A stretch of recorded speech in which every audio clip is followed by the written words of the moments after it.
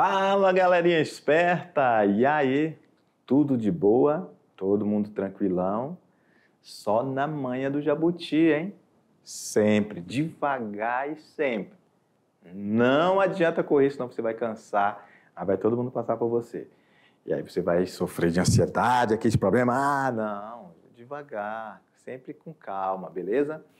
Reta final, e aí sim, agora você tem que novamente buscar esse equilíbrio dentro de você, inteligência emocional. Você deve controlar suas emoções. Senão, as emoções podem controlar você. Pense nisso, beleza? Aí, o recadinho do professor Jorge. Então, você de todo o estado de Rondônia, em qualquer lugar que você se encontre, lá no Quilombola, nas áreas indígenas, nas regiões ribeirinhas de Rondônia, nas fazendas, nos sítios, enfim, aonde você se encontrar, sinta-se abraçado pela equipe de Geografia. E, obviamente, um abraço especial também para o nosso professor presencial, que faz a educação acontecer nos lugares mais distantes de Rondônia. Parabéns a todos vocês. Beleza, então, vamos lá na tela, meu diretor. Um abraço para o meu diretor Batatinha, gente boa demais. Então, nessa pegada ainda de desenvolvimento sustentável, a gente vai falar hoje sobre o Clube de Roma, ok? A gente vai falar sobre a Conferência de Estocolmo, a gente vai aprofundar um pouco nessa conferência, a de Nairobi, a Convenção de Viena, e a gente vai ter um bate-bola aí de algumas informações, relembrando alguns assuntos que inclusive vimos lá no ensino, lá no primeiro ano, que é Geografia Física. Vamos dar uma relembrada aí, por exemplo, no intemperismo, só para a gente não perder a pegada do Enem, beleza? Vamos lá, o Clube de Roma. Esse Clube de Roma, ele foi fundado em 1968 pelo industrial italiano Aurelio Peccei e pelo cientista escocês Alexander King. Bem, esse Clube de Roma, ele foi um grupo de pessoas, né, ilustres que se reuniram para debater um vasto conjunto de assuntos relacionados à política, economia internacional e, sobretudo, a questão do meio ambiente e desenvolvimento sustentável. Lembrando que nesse momento ali, ainda não tinha essa palavra desenvolvimento sustentável, beleza? Beleza, vamos lá. Então, esse grupo de pessoas essas pessoas ilustres, quem eram elas? Eram cientistas, eram funcionários de alto escalão de governo de alguns países do mundo, que, inclusive, no final desse Clube de Roma, fizeram um relatório chamado Os Limites do Crescimento, que dizia que o planeta Terra era um sistema limitado de recursos naturais, submetido a uma crescente pressão demográfica e também uma crescente produção, o que poderia levar o planeta a um colapso se isso não fosse controlado. Beleza? Então, o Clube de Roma, ele vai ser aí uma espécie de início ali, embrionário dessa questão ambiental no mundo. Aí sim vem a Conferência de Estocolmo, que fala da preservação da natureza. E elas foram, na Conferência de Estocolmo, discutidas efetivamente a partir da década de 70, ok?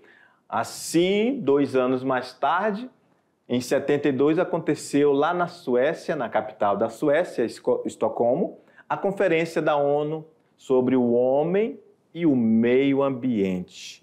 Agora sim, a gente vai começar a ver a questão da ciência. Por que isso ocorre? Isso ocorre, meus queridos, porque até naquele determinado momento, Só se falava em industrialização. Desde o tempo da primeira Revolução Industrial, não se falava e se pensava que os recursos naturais eram inesgotáveis. E nem pensavam que o planeta poderia entrar em colapso. E hoje, olha só, depois de tanto tempo, né? 72 vai dar mais de 50 anos, 51 anos, mais precisamente. Estamos vendo aí as temperaturas aumentar, e aí a gente vê que realmente, se não tivesse sido feito estudos anteriores, congressos, tratados, como não estaria o planeta, né? E isso, e claro, obviamente, que muitos países não fizeram sua parte, assinaram lá a documentação, mas foi só um documento que assinaram. No entanto, muitos fizeram sua parte e ainda está crescente esse debate. Ele é muito mesmo, ele é muito atual, está relacionado à nossa vida cotidiana, beleza? Vamos lá no quadro, meu diretor. Então, Estocolmo, né, sendo essa primeira conferência mundial sobre o homem e o meio ambiente, ou Conferência de Estocolmo, ocorrida em 1972. Nessa conferência, agora sim, vai surgir o termo desenvolvimento sustentável. Ou seja, temos uma foto aqui, ó, em preto e branco, pessoas do mundo inteiro para se reunir e falar sobre o meio ambiente pela primeira vez, ok? Sendo uma prioridade e uma preocupação mundial, beleza? Beleza, teve vários temas lá abordados na Conferência de Estocolmo, como a chuva ácida, o controle da poluição do ar. A discussão contou com a presença de mais de 113 países e mais de 400 instituições governamentais e ONGs, ou seja, não governamentais, beleza? E, além desses temas, né, ele tratou também de outros assuntos, como mudança climática, a qualidade da água, utilização do agrotóxico, lançamento de metais pesados na natureza. Tudo isso foi tratado lá na Suécia, em Estocolmo. Então, foi proposta a estagnação do crescimento econômico como forma de impedir tragédias ambientais de grandes proporções. A conferência ficou marcada pela disputa do desenvolvimento zero, defendido pelos países desenvolvidos, e o desenvolvimento a qualquer custo, defendido pelas nações subdesenvolvidas. Olha só, que interessante. Então, nesse caso, nós tínhamos duas perspectivas. De um lado, os países desenvolvidos, sabe quem liderava ele? Os Estados Unidos. Os Estados Unidos queriam que tivesse a preservação. Eles eram os preservacionistas. Vou escrever aqui, ó, Estados Unidos.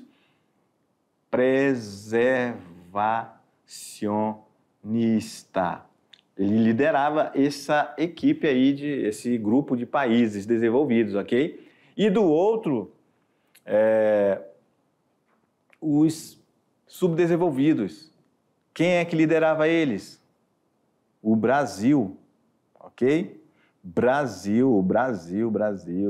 Então, o Brasil, ele liderava esses países subdesenvolvidos e dizia não, a gente é desenvolvimentista, ok? Então, o Brasil, ele não era preservacionista. O Brasil, neste caso, ele era desenvolvimentista. Anotem isso aí, galera. Professor, mas por que eu devo anotar? Sabe por que você deve anotar?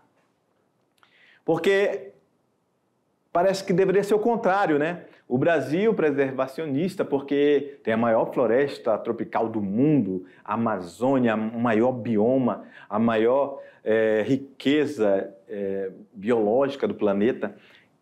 E do outro lado, os Estados Unidos, claro que os Estados Unidos é mais desenvolvido, então eles vão ser os desenvolvimentistas.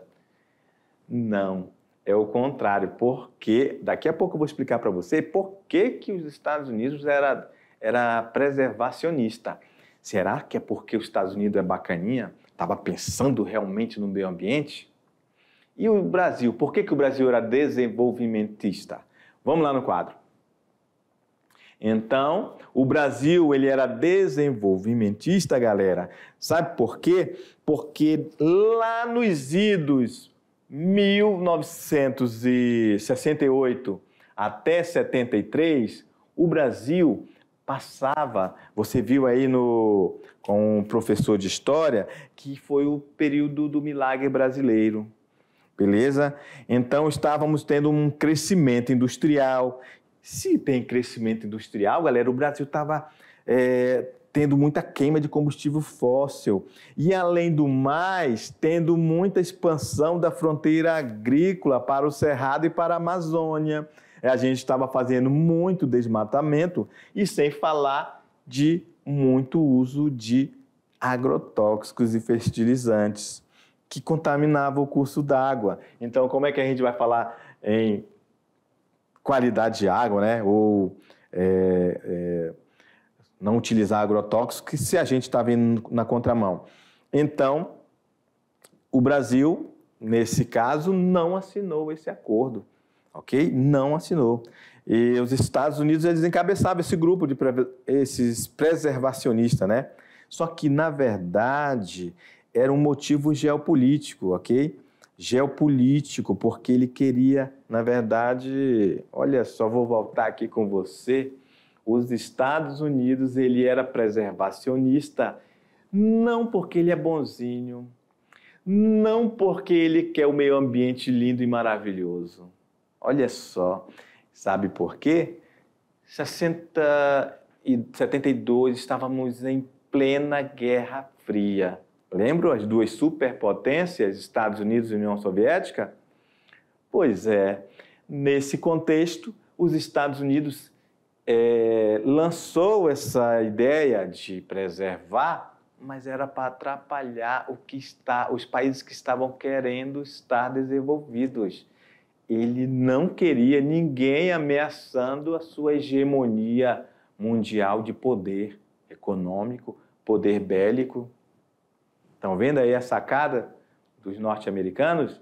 Então, eles não eram bonzinhos, não. Eles queriam era impedir o desenvolvimento de outros países, como o Brasil, que na época estava passando pelo milagre brasileiro, milagre econômico. O Brasil passou por um desenvolvimento muito grande entre 68 e 73, beleza? Então fica a dica, Estados Unidos, às vezes ele dá uma de bonzinho para ganhar alguma coisa lá na frente. Nesse caso de Estocolmo, ele queria ser um preservacionista, mas ele era um grande poluidor já, era um dos países mais industrializados do mundo, beleza?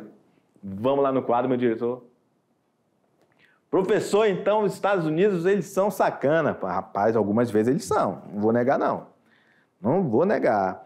Então, aí teve essa conferência, né, de Estocolmo, ela teve alguns desdobramentos que finalizou com um documento praticamente apenas teórico, porque não foi muito colocado em prática. A Declaração sobre o Meio Ambiente Humano. Mas isso já, só pelo título, já foi uma evolução. Só pelo título já foi uma evolução. Por quê? Porque antigamente, nesse período, antes desse período, achava-se que meio ambiente era uma coisa, o ser humano era outra. A partir dali, começa-se a amadurecer a ideia de pensar, não, o homem faz parte do meio ambiente e ele é o responsável por esse meio ambiente e nós fazemos parte desse meio ambiente. Ficou legal, né, o título? Então, vamos lá no quadro, meu diretor. Então, neste caso, a Conferência de Estocolmo, como eu falei para você, né, fez esse documento, a Declaração sobre o Meio Ambiente Humano, e ainda teve a criação do Programa da ONU para o Meio Ambiente.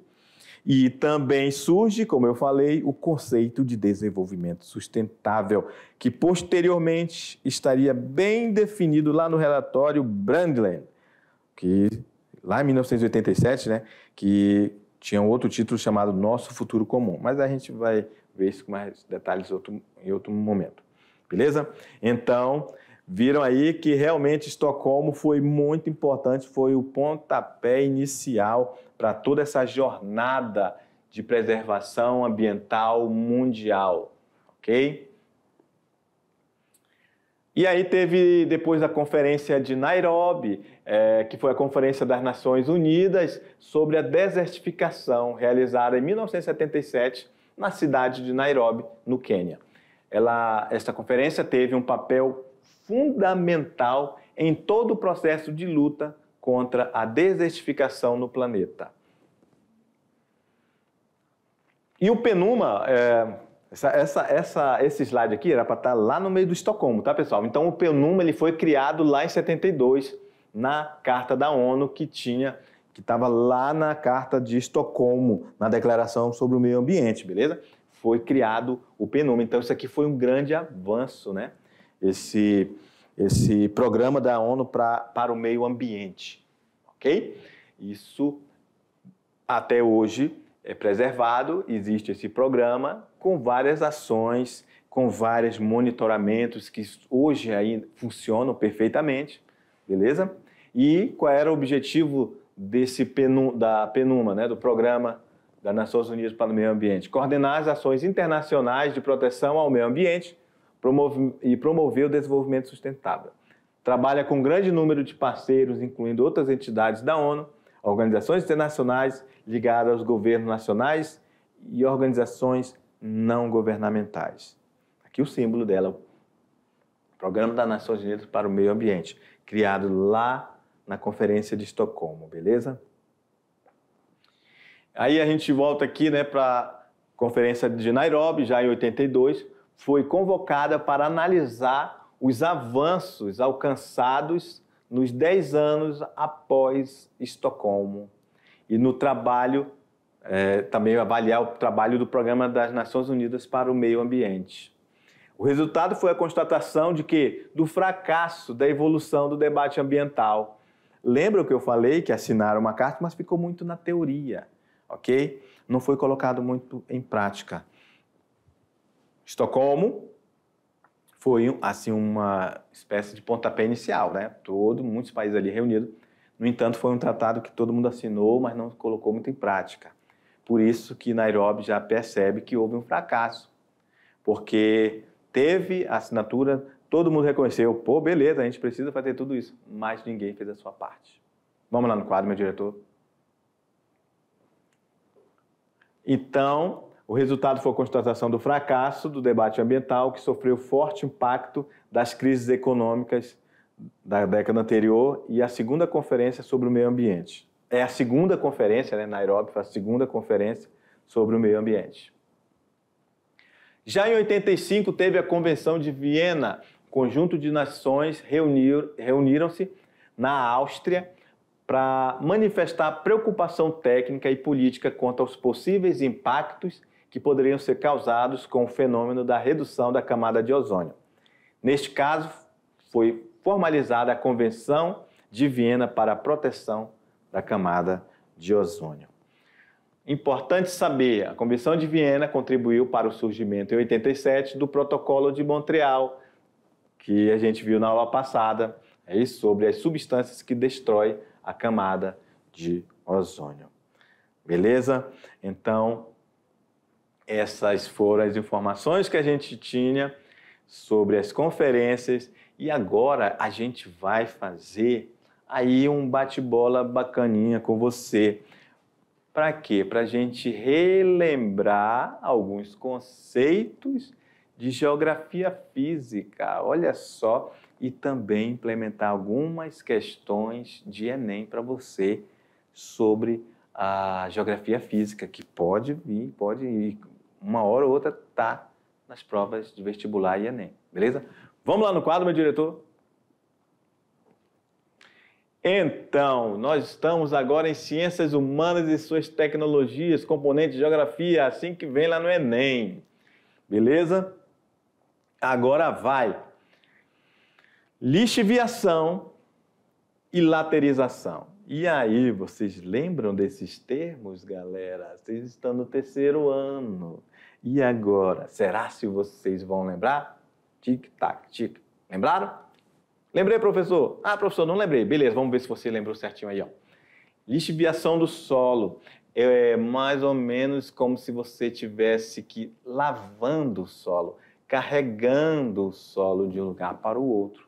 É um processo erosivo do horizonte 0 e A, causado por lavagem da camada superficial do solo. Intensificação do processo, solos, o que vai acontecer se intensificar esse processo? Solos sem cobertura vegetal. Onde ocorre principalmente essa lixiviação do solo? Em regiões tropicais e equatoriais. Por quê? Porque as chuvas são mais intensas. Lembram que, vou apagar tudo e vou fazer aqui a conexão. Ó. Chuvas são mais intensas e que há a lixiviação, porque vai lavar esse solo. Para lavar esse solo, tem que ter chuva, ok? Então, a gente está mostrando aqui uma ideia, mostrando uma imagem, né, de como isso ocorre. Então, a lixiviação é esse processo, tira os nutrientes do solo, vai transportando para outros lugares. E aqui nós mostramos para vocês os horizontes, né, do solo, aqui o orgânico, o A, que é um humus, o E e o C. Então, a primeira parte que é lavada é esse O, não é isso? Aqui o início de tudo, o zerinho, o que está exposto, ok? Então, esse horizonte aqui, ele é lavado. Se isso é lavado, ele vai ser transportado para outros lugares e esse solo fica sem humus, fica um solo menos produtivo. Beleza? Quais são as consequências da lixiviação? Diminui o armazenamento da água, perda do nutriente do solo e contaminação de águas subterrâneas. Vamos agora falar um pouco sobre a laterização. Laterização do solo é o intemperismo químico e a lixiviação é uma formação que tem uma crosta ferruginosa, que é um acúmulo de ferro e alumínio, que ocorre na camada B, no horizonte do solo. Solos formados por esse processo são chamados latossolos ou solos lateríticos. Ele é recorrente em regiões de clima úmido ou subúmido, em áreas tropicais ou subtropicais.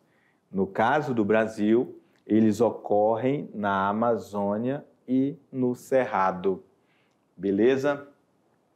Então, obviamente que você que está aí no campo, tem muitos lugares que você vê esse solo laterítico, esse solo avermelhado, geralmente se fala cascalho, né, também. Então, esse solo ele é dessa cor justamente por ter riqueza em mineral, o ferro, né? Então, geralmente esse solo ele não é um solo produtivo, um solo muito ácido, e você, obviamente, que vê em vários lugares, inclusive tem lugares que as terras foram dadas em Rondônia que era só cascalho, solo, latossolo, e simplesmente um tempo atrás foram terras que foram abandonadas porque as pessoas, os agricultores não tinham condições de manter uma agricultura produtiva nesse sentido. Vamos lá no quadro, meu diretor? Beleza, vimos laterização, lixiviação. Então, tá aí o perfil do solo. Nós temos a matéria orgânica, que é o Ozinho, que eu chamo zero, né, que é o início. O horizonte A, que é esta matéria orgânica, milhares e milhares de anos, esse solo, essa água, matéria, tempo e organismos ali deteriorando as matérias que caem, por exemplo, as folhas, os caules, as plantas, os animais que apodrecem, vai criando esse horizonte orgânico e inorgânico, beleza?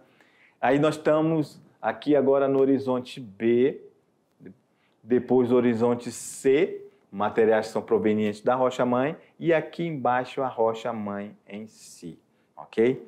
Então é essa rocha, por ser mãe, que ela vai se decompondo e vai se tornando os horizontes do solo, beleza? A laterização do solo, ela pode acontecer de forma natural ou antrópica, né? Ou seja, causada pelo homem. O que causa a laterização? Desmatamento, queimada e uso inadequado do solo, ok? E a irrigação. Quais são as consequências dessa laterização? Obviamente, formação de solos lateríticos, dificuldade de penetração das raízes, obviamente que vai se tornar um solo pouco produtivo e aumenta essa improdutividade. Não é bom para o homem do campo. Beleza? Vamos lá para uma questão do Enem. O desgaste acelerado sempre existirá se o agricultor não tiver o devido cuidado de combater as causas relacionadas a vários processos, tais como empobrecimento químico e lixiviação provocados pelo esgotamento causado pelas colheitas e pelas lavagens vertical de nutrientes da água que se infiltram no solo, bem como pela retirada de elementos nutritivos com as colheitas. Os nutrientes retirados, quando não repostos, são comumente substituídos por elementos tóxicos, como, por exemplo, o alumínio. Vamos para o comando da questão? A dinâmica ambiental exemplificada no texto gera a seguinte consequência para o solo agricultável. A. Remoção da camada da rocha matriz. B. Ampliação de salinidade. C. Formação de fosforocas. D. Elevação da acidez. E letra E. Intensificação do escoamento superficial. Professor, isso aí tá mamão com açúcar, professor. A gente é do campo, claro que vai elevar a acidez desse solo. Perfeito, garoto. Vamos lá. Vamos lá, agora vamos ver um pouco sobre a questão do intemperismo. O intemperismo físico. Então, a gente diz que o intemperismo físico é a desagregação da rocha. Ela quebra, ela racha, ela tem fissuras, né? Mas não altera a sua composição química. Beleza? Quais são os fatores responsáveis por esse intemperismo físico, galera? Amplitude térmica diária, ok? Olha aqui, ó, a água entra numa fenda, a água se expande, se isso aqui congelar, e a água se expande, né? Congela, né? Depois se expande e vai rachando essa rocha. Ela se quebra, ok? Um exemplo desse intemperismo físico causado pela ação do gelo. Olha aqui um outro exemplo. Aqui, isso aqui um dia estava congelado, isso aqui foi a ação da água, do gelo que causou essa ruptura dessa rocha, beleza? E também a variação de pressão. Beleza. Amplitude térmica diária. Isso quer dizer o quê, professor? Amplitude térmica diária. Frio, calor, todo dia. Milhões e milhões de anos, frio, calor. Vai quebrando, vai se quebrando, vai se esfarelando ali a rocha. Milhões de anos, a gente não vai conseguir ver isso acontecer, ok? A gente, infinitamente, a vida humana nesse planeta é muito pequena diante de tudo que existe aqui, a natureza toda que se formou. Afinal de contas, nosso planeta tem mais de 4,5 bilhões de anos, ok? Então, esse intemperismo, tanto físico, químico e biológico, eles são lentos, ok? Então, nesse momento agora que a gente está falando do intemperismo físico, ele não altera a sua composição, ele se quebra, ele vai se rachando e vai se deteriorando. Vamos lá no quadro, meu diretor.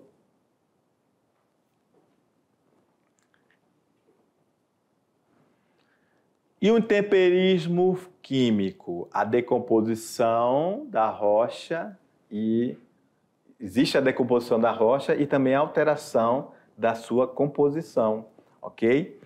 O principal agente do intemperismo químico é a água.